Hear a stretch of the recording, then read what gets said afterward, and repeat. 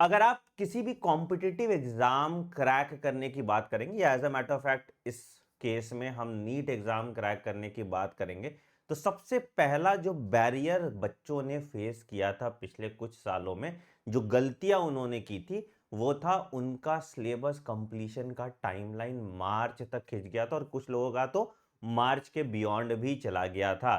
तो बेटा, एक बात तो आप गांठ बांध के समझ लीजिए, चाहे आप किसी टॉपर से बात कीजिए, चाहे आपको मैं अपने पर्सनल एक्सपीरियंस से बता रहा हूं, अगर आपने लेट से मिड दिसंबर या मिड जनवरी तक अपना सिलेबस कंप्लीट नहीं किया, तो आपके सेलेक्ट होने के चांसेस 50% से रिड्यूस हो जाते हैं। तो आज की वीडियो में हम इसी पे बात करेंगे, आपका टाइम टेबल कैसा होना चाहिए जिसकी मदद से आप अपना सिलेबस 15 दिसंबर से पहले कंप्लीट कर पाए। भले ही आपके बैचेस जहां पे आप इनरोल हो वहां पे सिलेबस मार्च तक खिंच जाए, बट आपका सिलेबस 15 दिसंबर तक खत्म होने की आप कोशिश कर पाए। देखो, अभी जाके 15 दिसंबर का टारगेट रखोगे तब जाके सिलेबस कहीं 15 जनवरी तक खत्म होगा। हमने भी अपने रेसिडेंशियल कैंपस में पिछले साल बायो का सिलेबस 15 नवंबर, केमिस्ट्री का 15 दिसंबर और फिजिक्स का 15 जनवरी तक खत्म कर दिया था, तब जाके इस साल अच्छा रिजल्ट हुआ है हमारे यहां पे। तो आपको भी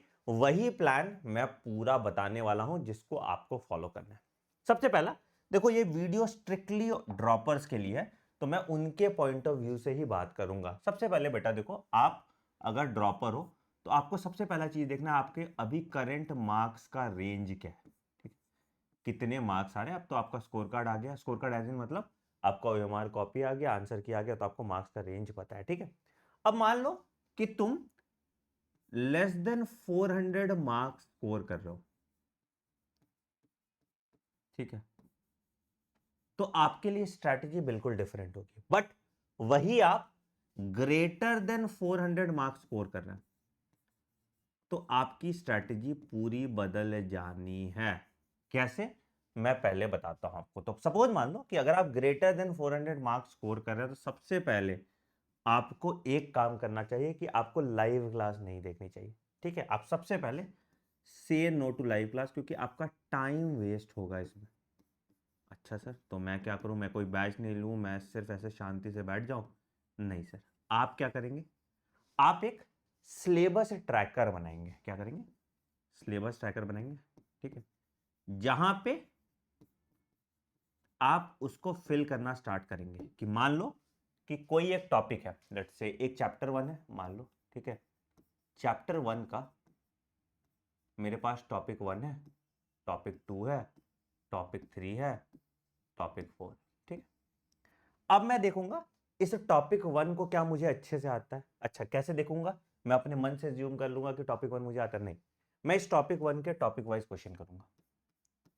अच्छा किया मैंने। ठीक है, और अगर इस टॉपिक 1 के टॉपिक वाइज क्वेश्चन से मेरा 90% एक्यूरेसी के साथ सवाल सॉल्व हो गया, तो मतलब मेरा टॉपिक 1 डन है।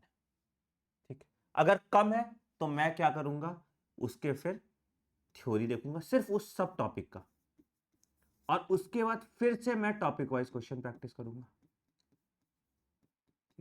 इससे क्या हुआ सर, इससे आपका जो चैप्टर आप 6 घंटे 8 घंटे पढ़ के थ्योरी से देखते फिर क्वेश्चन प्रैक्टिस करते 300 350 क्वेश्चन, तो वो टाइम आपका बच गया और आपको पता चल गया कि मेरे ये वीक टॉपिक थे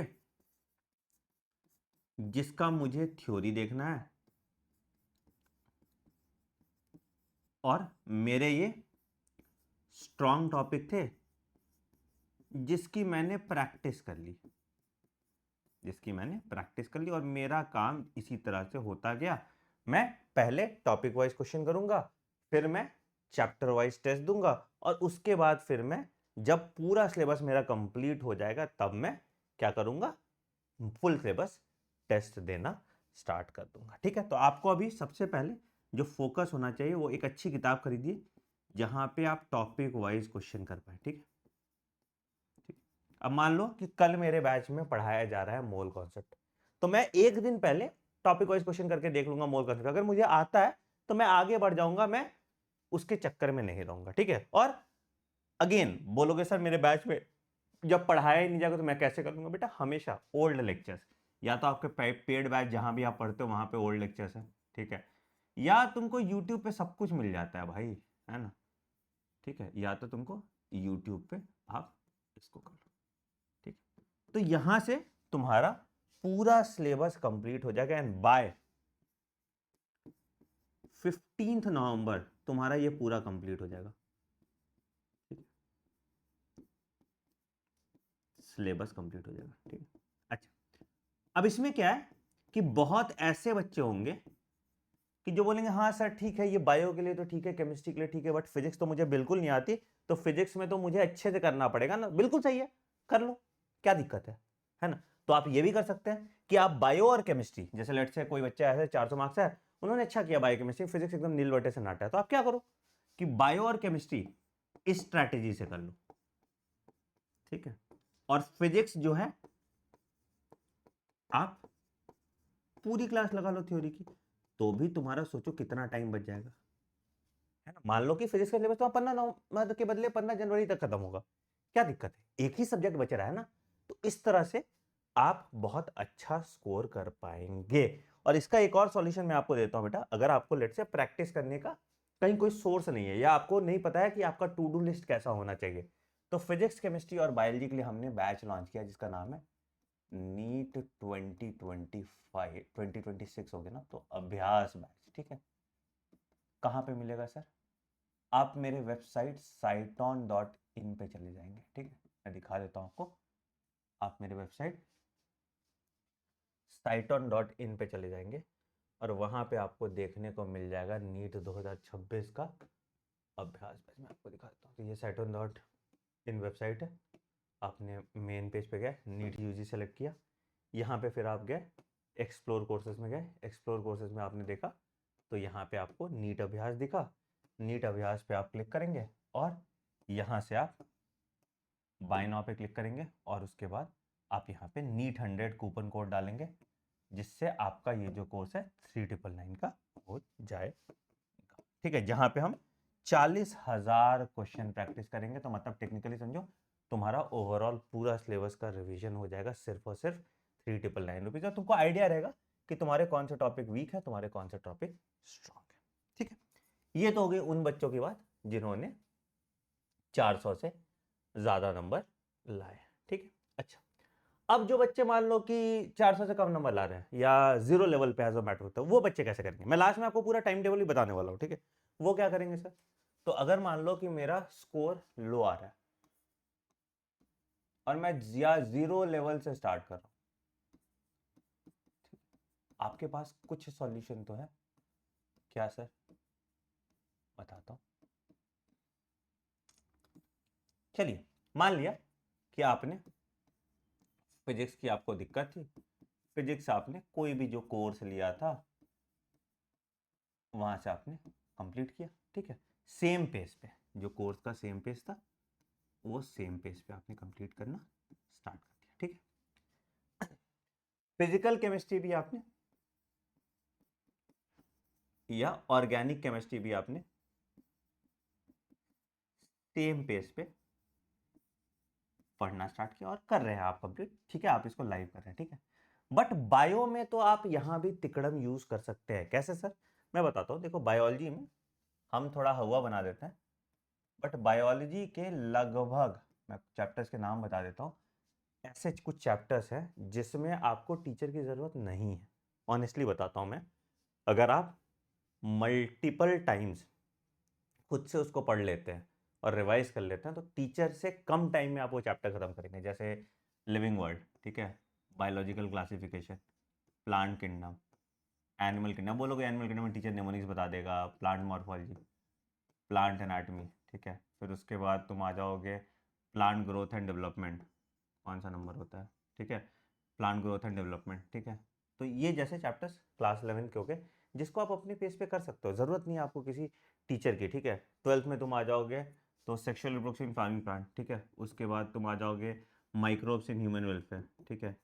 फिर आ जाओगे तुम इकोलॉजी, तो कम से कम अगर इकोलॉजी के 3 चैप्टर, 4 5 6 7 8 9 10 11 12, तो लगभग 35% सिलेबस बायोलॉजी का आप साइमल्टेनियसली खत्म कर सकते हैं सिर्फ और सिर्फ एनसीईआरटी रिव्यू देख के, ठीक है। तो हम सबसे पहले जो आपके लिए हेल्प करेंगे कि एनसीईआरटी एम्पलीफायर सीरीज है मेरी, ठीक है, जहाँ पे इन चैप्टर्स को मैं 2.5 से 3 घंटे में पढ़ा दूंगा तुमको और क्लास में ही चीज़ें याद करा दूंगा। तो बायोलॉजी के जो रट्टाफिकेशन चैप्टर्स, इसको खुद से करो साइमल्टेनियसली, ठीक है, क्लास में पढ़ो, ठीक है, सेल्फ स्टडी से या कोई भी एनसीईआरटी रिव्यू से देख लो जिसमें इतना टाइम पास नहीं हो लाइव क्लास का, ठीक है, स्पीड में देखो। उसके बाद आप इसके पीवाईक्यू सॉल्व कर लीजिए, टॉपिक वाइज क्वेश्चन सॉल्व कर लीजिए और उसके बाद मॉक टेस्ट दे दीजिए। तो इससे तुम्हारा ये चैप्टर्स तो कम से कम पहले खत्म हो गए। तो इवेंचुअली क्या होगा कि तुम बाय 15 नवंबर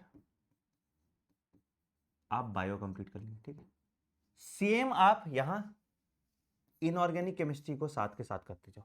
तो जब तुम्हारा सिलेबस खत्म होगा तो यहां पे बाय 15 दिसंबर आप केमिस्ट्री खत्म कर लेंगे और फिर तुम धीरे धीरे जो भी है अपनी पेस बढ़ाना फिजिक्स में, और फिजिक्स कोशिश करना कि आप फिर ज़्यादा टाइम फिजिक्स के लेक्चर को दे और उसके हिसाब से फिजिक्स का पार्ट जल्दी कर ले, ठीक है। तो this is how it will help you, ठीक है। अब मैं तुमको एक शेड्यूल दे देता हूँ जिसको आपको फॉलो करना चाहिए, जो शायद आपके क्लास के शेड्यूल से मैच ना करे, बट कोई दिक्कत नहीं है। देखो लाइव क्लास में मैंने ज़्यादातर जो बैचेस देखे वहाँ पे बहुत टाइम में इंगेजमेंट होता है जिसकी रिक्वायरमेंट नहीं है। तुम ड्रॉप हो गया, तुमको नहीं चाहिए ना कि क्लास तुम्हारी बहुत ज़्यादा फनी हो या तुम्हारी क्लास बहुत इंटरटेनिंग हो। आपको अभी अपने टाइम को वैल्यू करना है, ना कि अपने एंटरटेनमेंट को। एंटरटेनमेंट देखना है, नेटफ्लिक्स देख लो ना, टीचर को पढ़ाने दो, है ना। तो आपको ये वाला काम जो करना है यहाँ पे, तो क्या करेंगे आप, शेड्यूल जो आपका है, आप पहला तो चीज कुछ रूल मेरे याद रखिएगा जो ट्राइड एंड टेस्टेड है, जो कभी खराब नहीं होते। सबसे पहला आप कंप्लीट सोशल मीडिया डिटॉक्स करो, ठीक है, नहीं तो तुमको अपने टाइम का पता ही नहीं चलेगा। तुमको कभी अपने टाइम का पता ही नहीं चलेगा अगर तुम सोशल मीडिया डिटॉक्स नहीं करते हो तो, और फिर तुम ऐसे ही लटके रह जाओगे, ठीक है। तो do complete social media detox, this is priority number 1, ठीक है। Step number 2, what you will do is you will make a daily to do list, ठीक है।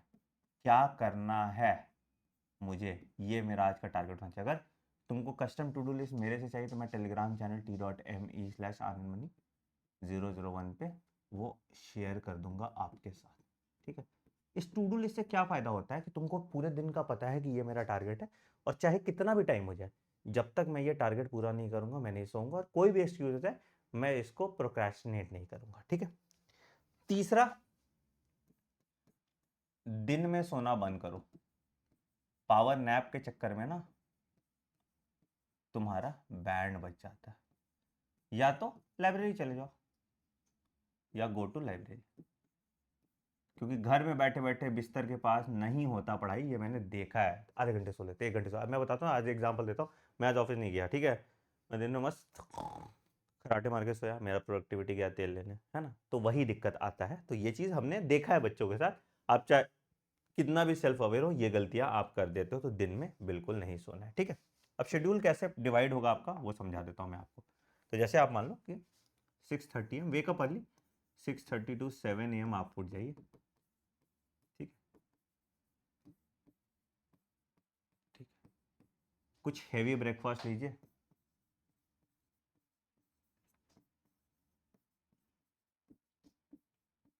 ठीक है, और लगभग 7:30 AM लेट्स से टू 8:30 या 9 AM पकड़ लेते हैं। आप 8:30 पकड़ लो ताकि तो फ्रेशन अप हो जाओ, है ना। 30 AM ये टाइम आपका गोल्डन आवर होगा फॉर रेक्टाफिकेशन, फॉर मेमोरी, है ना। आप कुछ भी रटने के लिए ये आप कर सकते हैं, ठीक है, ठीक है। उसके बाद आधे घंटे शावर वार लीजिए, फ्रेशन अप हो जाइए। 9 बजे आप टारगेट रखो, जो भी आपको क्लास डिसाइड करना है, क्लास 1, ठीक है, ठीक। 9 से 11 आपने देख लिया, ठीक है। और 11:30 फिर थोड़ा ब्रेक ले लो, आप लगा दो क्लास 2, ठीक है। क्लास का टाइम आपका should not be greater than 4 hours, तो it should be less than 4 hours, ठीक है। अगर तुम 10 घंटे पढ़ रहे हो, अगर तुमको 6 घंटे क्लास लेनी है तो तुमको 12-13 घंटे पढ़ना पड़ेगा। ये स्टैंडर्ड रूल होता है। 60% टाइम आपका सेल्फ स्टडी में जाना चाहिए, नहीं तो कोई फ़ायदा ही नहीं है क्लास करने का, ठीक है। 11:30 से 1:30 आपने क्लास किया, 1:30 से PM आप लंच कर लो, आधा घंटा रेस्ट करना है कर लो, कोई बात नहीं यहाँ, ठीक है। अब यहाँ पे आ जाते 2:30 PM, ठीक है, से 3:30 PM एक प्रैक्टिस करो, प्रैक्टिस 1, ठीक है। कोई भी फिजिक्स कर लो, केमिस्ट्री पढ़ लो, बायो कर लो, ठीक है। फिर उसके बाद 3:30 से 4:30 प्रैक्टिस 2, और 4:30 टू 5:30 प्रैक्टिस 3। जी सर, आपको कम से कम 3 घंटे क्वेश्चन प्रैक्टिस करना चाहिए, और इसी टाइम ड्यूरेशन में करना चाहिए, ताकि आपका ब्रेन ट्रेन हो जाए नीट एग्जाम के पॉइंट ऑफ व्यू से। जब आप आगे पढ़ लेंगे तो कल को इसी टाइम पे आप मॉक टेस्ट भी देंगे, ठीक है। 5:30 आप खेलने चले जाइए, गो आउटडोर, है ना। प्लीज़ ये रूल बना लो कि बाहर ज़रूर जाओ एक बार, स्टे अवे फ्रॉम फ़ोन। ये नहीं कि 5:30 से 6:30 बजे फ़ोन मिला, गो आउटडोर, भागो, कुछ खेलो, कुछ तो करो, ठीक है। नहीं तो तुम्हारा दिमाग सड़ जाएगा, तुमको मेंटल फटीग आ जाएगा और तुम कुछ नहीं कर पाओगे, ठीक है। तो यू शुड स्टे आउटडोर, ठीक है। 7 बजे से फिर पढ़ने बैठो।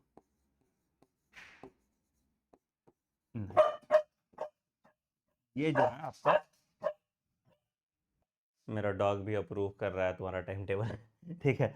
तो 7 PM टू 9 PM जो है आपका ये सेल्फ स्टडी स्लॉट है, जो भी आपने पढ़ा, ठीक है। जो आपका बच गया है, बैकलॉग है, नोट्स है, जो है वो आपने किया। 9 टू 9:30 PM आपने डिनर किया, या कभी भी कर लो, या पहले कर लो, 6:30 कर लो, तो जल्दी करते हो तो तुम्हारी मर्जी है, ठीक है। और 9:30 टू 11:30 PM फिर से मैंने रिवीजन स्लॉट डाला। यहाँ रिवीजन स्लॉट में ही आपने टू डू लिस्ट अपना बना लिया, और फिर इसको फॉलो कर लिया, ठीक है। This is how you will study, then only you will be able to crack this exam. और यही शेड्यूल हम अपने रेजिडेंशियल कैंपस में मोर और लेस फॉलो करते हैं। जैसे ये 11:30 तो 111 होता है, यहाँ हमारा 6:30 से दिन स्टार्ट हो जाता है, तो मैंने तुम्हें वो फ्लेक्सिबिलिटी दी। अगर ये शेड्यूल तुम खुद से फॉलो नहीं कर सकते तो मेरे पास आ जाओ, 9007002666 में आ जाओ। 10 जून से आपकी बैच स्टार्ट हो रही है रेजिडेंशियल कैंपस में। फ़ोन कीजिए इस नंबर पे, वो डिटेल दे देंगे, और यहाँ इनरोल करा लीजिए। मैं यही शेड्यूल फॉलो करा के आपको डॉक्टर बना दूंगा, ठीक है। बट नहीं कर सकते, नहीं आ सकते, तो then you will have to be self aware. अपने घर वालों को बोलो, मम्मी पापा को बोलो कि ये शेड्यूल फॉलो कराएं, एंड इसी तरह से आपको पढ़ना है। देखो, अगर तुम 6 घंटे की क्लास लगाते हो और फिर प्रैक्टिस नहीं करते, उस क्लास का कोई पॉइंट नहीं है ना। अब मान लो कि मुझे कोई बीमारी हुई है, मैं एक ही दिन में 10 दिन का एंटीबायोटिक नहीं खा लूँगा ना, मैं एक दिन का एंटीबायोटिक खा लूँगा, जितना मेरा बॉडी पचा सकता है। तो यही, इसको पचाने का काम ये प्रैक्टिस सेशन करता है, तभी आपके डाउट निकलेंगे, तभी आप रिवीजन कर पाओगे, तभी वो क्लास आपके लिए प्रोडक्टिव होगा। तो please follow this time table, and again हम मंडे से टू डू लिस्ट आपको देने वाले हैं यहाँ पे। और बायोलॉजी के लिए बेटा, आपके लिए मैंने अपनी वेबसाइट साइट और नॉलेज पे आपको जैसा बताया, प्री NCERT एग्जेम्पलीफायर, है ना, एम्पलीफायर कोर्स लॉन्च कर दिया है। It is absolutely free of cost. तो ऐप पे जाइए, बिना डिस्ट्रैक्शन के पूरी बायोलॉजी आप मेरे साथ कर सकते हैं। मेरे से कम टाइम में और उतना एक्यूरेट तरीके से बायोलॉजी कोई आपको नहीं पढ़ाएगा। On that note I am ending video. कुछ और क्वेरीज हैं, कुछ और इन्फॉर्मेशन आपको चाहिए तो कमेंट सेक्शन में मेंशन कीजिएगा। वीडियो पसंद आए वीडियो को लाइक कीजिएगा, चैनल पर नहीं तो सब्सक्राइब कर दीजिएगा, और बेल आइकन दबा दीजिएगा ताकि आप कोई नोटिफिकेशन मिस ना करें। मिलते हैं अगले वीडियो में। Take care, bye bye, have a great day, thank you.